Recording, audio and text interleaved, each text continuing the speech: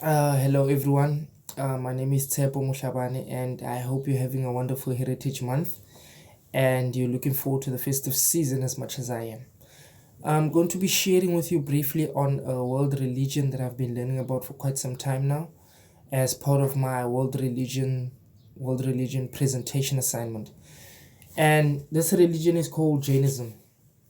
And Jainism, alongside Hinduism and Buddhism, is actually one of the oldest world religions there is. And it actually emerged in the 6th century, was founded in India, and it was founded by a man called Mahavira.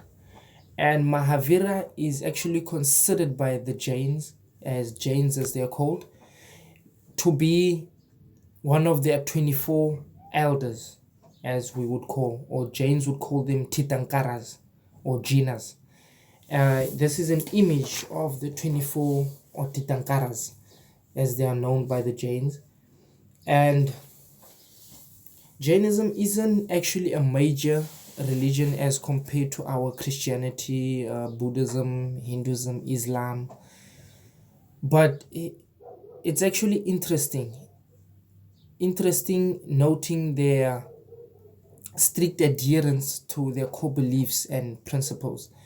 And this is actually inspiring for us Christians. Coming from a Christian perspective, it's very inspiring, noting that as Christians, we do not often strictly adhere to our core biblical beliefs and spiritual principles. And learning about Jainism was actually inspiring in that fact. And now, when it comes to Jainism, Jainism was actually, in its ancient history, was actually split into two, uh, as a result of different beliefs and thinking, but the two parties actually hold the same core principles as the main uh, Jainish religion as it was founded. And the one is actually called the Digambaras, Jaini sect, and the other is called the Shretambaras, Jaini sect. And with Jainism, their main views and their strict adherence, they are so strict to adhering to their core beliefs to the extent that they practice quite a lot of renunciation and asceticism. And as we delve much into Jainism, let's just start into explaining their core beliefs and how they actually view the world and what they actually believe in.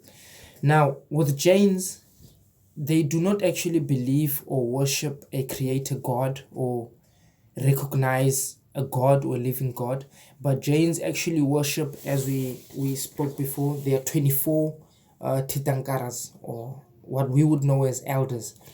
They worship these because they believe that the elders have achieved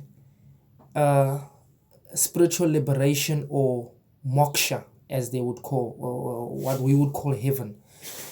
And Jains actually strive to achieve what their teachers or Titankaras have actually achieved, and that is going to moksha. And that is why they actually venerate them and they actually view them as holy and as very high and as supreme.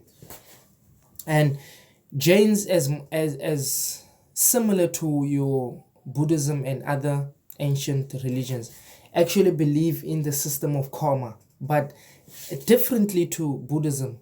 Karma in the Jainish system is believed to, yes, it is the belief that every act carries a consequence, but in the Jainish system, karma is not actually a good thing, because karma actually represents the cycle of birth and rebirth, and it's continuous in that there is no actual true liberation according to the Jains.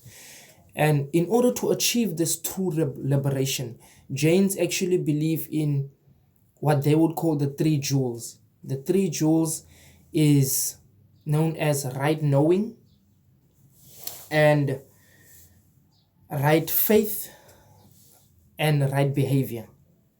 And right knowing is actually understanding the truth of Jainism. And right faith is actually believing the truth of Jainism.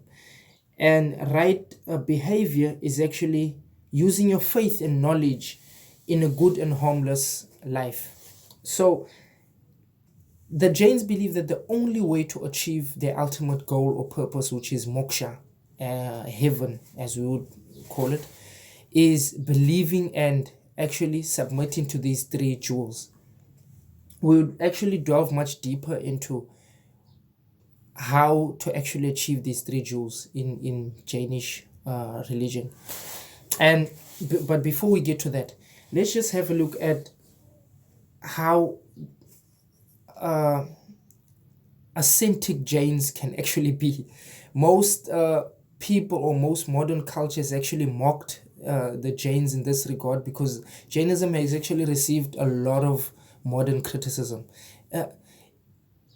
in world technology and modern youth culture per se. But with environmentalists and governments has actually admired Jains because of their strict, peaceful nature and their core belief in non-violence, ahimsa, as the Jains would call them. Ahimsa is one of the core, actually the foundation of Jainism. Every Jain abides by ahimsa, which is the belief of non-violence. And Jains actually go as deep as that is why they were actually mocked. They are being mocked around the world, and they're most, especially young people, don't actually believe in Jainism much because of their strictness to this principle of non-violence. To the extent that Jainish monks would actually cover their mouths with a mouth guard in order not to breathe hot air on living organisms. And monks would actually carry brooms as they're walking to sweep along the ground so that they don't step on life forms such as ants. This is an example of a Jainish monk, how he would look. A Jainish monk would actually be covering his mouth with a mouth guard, as you would see in the image, and the broom, as you would see there. There's another one, actually, a better one that would describe how they would walk. This is how they would walk in the street. And what is quite interesting is that when a lay Jain, as much like any other religion, there are the strict adherents to their culture, and there are the lay persons that adhere to their core beliefs, but not as much as the monks do and as the teachers do, as the Tirthankaras do. The lay Jains, whenever they would meet this is an example of nuns in Jainism. When they would meet nuns or monks, they would actually venerate them so highly that they would actually bow and offer alms and give unto them food, because Jainish monks don't believe in cooking. They don't cook. They don't go out to buy food. So they would actually depend on what they receive from the gifts they would receive from the lay Jains, which is the working culture, the working Jains. And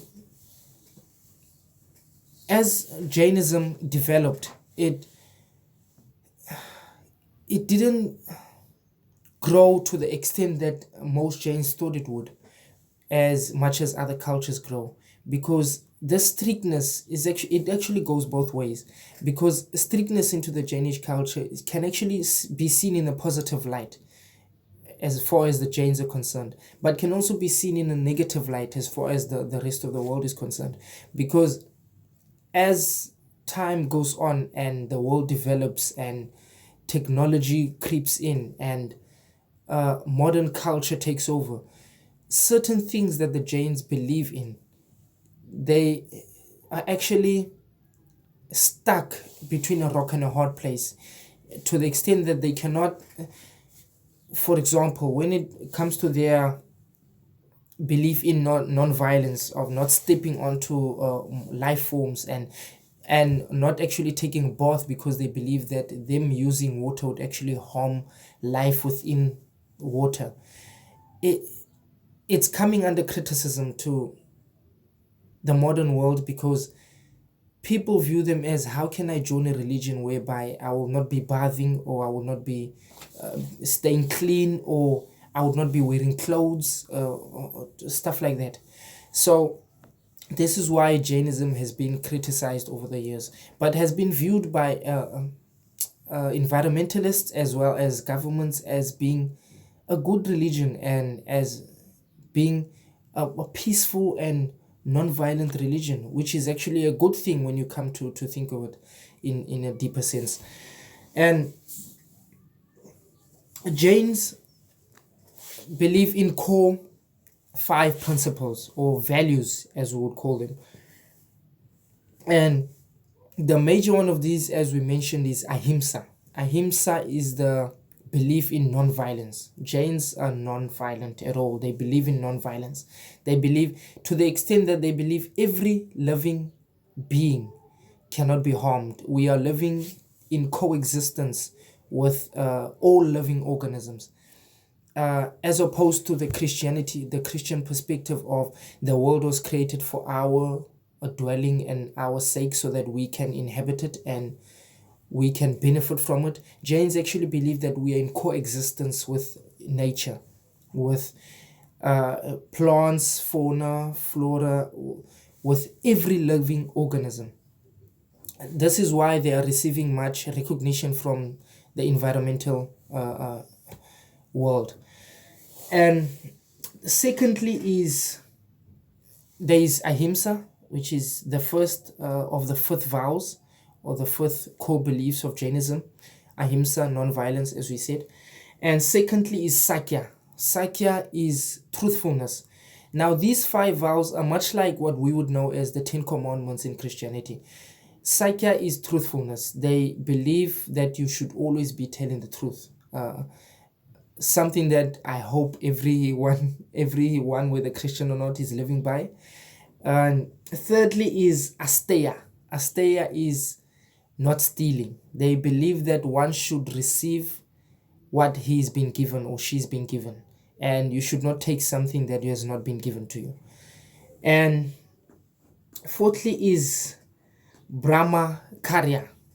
Brahmacharya is the belief in, as much as some cultures such as Buddhism, Brahmacharya is celibacy. They believe in the monks, or the Tirthankaras, the deep teachers of Jainism, believe in celibacy, and the laypersons would just be, it would just be accepted that laypersons would be faithful to one wife and not actually be celibate and be as a monk would be, but believe and stick to one wife. That is Brahmacharya. And the 5th and the last one would be Apagrigraya. That is a difficult one. Aparigraha. Aparigraha is difficult to pronounce, but not difficult to understand, actually, basically. Because aparigraya is what most cultures actually believe. And one thing I've recognized also in some ancient Greek philosophies is non-possessiveness and non-acquisitiveness, in that Jains do not believe in having much. In understanding this from a Christian perspective, you would come to consider the same words of Jesus when he spoke about going out to minister, that you should not be having gold or silver. Don't carry much with you. Just carry the word, as much Christians also believe. So the last of these is non-possessiveness and not forming relationships. That is what Jains believe. And this is one of the things that actually gets them under criticism as well, because Jains believe in not forming too much attachments, not only to possessions, but also to relationships or human contact. They don't believe in having a bond, a big bond with human beings, because That is, we would see it as a good thing, Jains believe that this is actually another form of bondage and can actually hinder you into achieving moksha. Moksha, which is, as we would call heaven, Jains would call it moksha. Moksha is true liberation, greater liberation. And they actually venerate these 24 elders because they believe that the 24 elders have actually achieved moksha. So that is what the Jains believe. They're their core principles. And in understanding Jainism, you need to understand these 5 core vows or principles as taken by all Jains. And when it comes to the Jainish literature, Jains don't have a strict or core one major scripture as compared to Christianity, but Jains believe that the writings or the agamas, which is we would call scripture, is there are two major agamas, and one of them is called the scripture of 6 parts, and the other called the treatise on the passions. These are not actually scriptures or what they would use as a major reference as much as Christianity uses the Bible, but they use these as a guideline more than actual principles. They actually use it as a guide to live and to teach others. So they don't actually have one main scripture or agama. And Jainism, actually, when it comes to rituals and practices, Jains don't actually have major rituals and practices, but they do have major festivals. There are 2 main festivals they have, and one of them is called the Mahavir Jayanti, as it is pronounced. Forgive me for my pronunciation of all these, but I'm actually learning as much as you are. And the Mahavir Jayanti is actually a celebration of the birth of their founder, which is Mahavira. And they actually celebrate this during a festival as much as other celebrations take place. And the second of these is the Paryushana. And this is a period set aside for spiritual observance. It's a period of prayer, fasting, and meditation. And the Mahavir Jayanti actually takes place between March and April, and the Parishana actually takes place in August. And these are actually the 2 main festivals in Jainism. Jainism doesn't actually have much rituals, but they do. There's one major ritual that they have. It's a 45-minute rituals by Jain persons, by lay persons, and it's actually sitting in this position, cross-legged for about 45 minutes for lay persons, but a monk could do this more regularly than a lay person. A lay person, someone who's employed, coming to home to after work, having a family, they would actually sit like this for about 45 minutes after every activity and just meditate. And okay, finally, as we're about to conclude, I would actually like to describe to you the Jainish symbol. It's actually a simple symbol. The top 3, the top 1 point is actually moksha, what is believed by the Jains to be liberated heaven, and the 3 dots are the 3 jewels, and the symbol there is the swastika, which is a symbol of peace, and the hand there, which is most important in Jainish system, is the one we spoke about earlier, which is non-violence, ahimsa, as the Jains mainly believe in ahimsa. Now, thank you very much for your time, and I hope you learned as much as I have on this world religion on Jainism. Even though Jains are not that many around the world outside of India, which is actually in the United Kingdom and the United States, but there are not that many at all. But it is an interesting world religion to learn about. Thank you very much for your time, and I hope you enjoyed this, and have a blessed Heritage Month further. And thank you very much. God bless you. Bye.